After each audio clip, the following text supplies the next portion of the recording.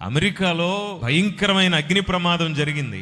ఆ ప్రాంతంలో ఎందుకు అంత భయంకరమైనటువంటి అగ్ని ప్రమాదం జరిగిందో తెలుసా?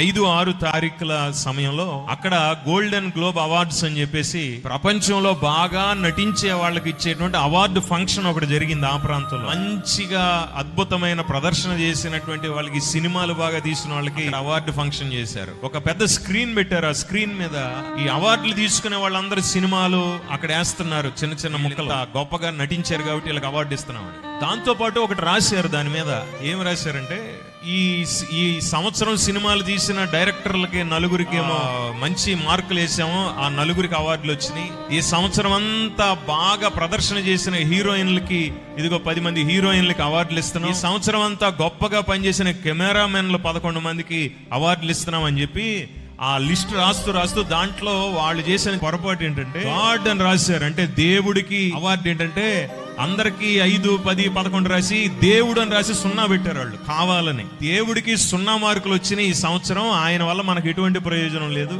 అసలు ఎందుకు కదిలిచ్చారో అర్థం కాలే ఈ విషయాన్ని. మనుషులకి కోపం వస్తే ఒక గంట పావుగంట ఉంటుందేమో. దేవునికి ఎంత కోపం వచ్చి ఉంటే ఆ ప్రాంతాన్ని కరెక్ట్ గా అది జరిగిన 48 గంటల్లో బూడిద చేసి పారేశాడు. ఏమీ లేదు అక్కడ, కొండ లేదు, బండ లేదు అక్కడ.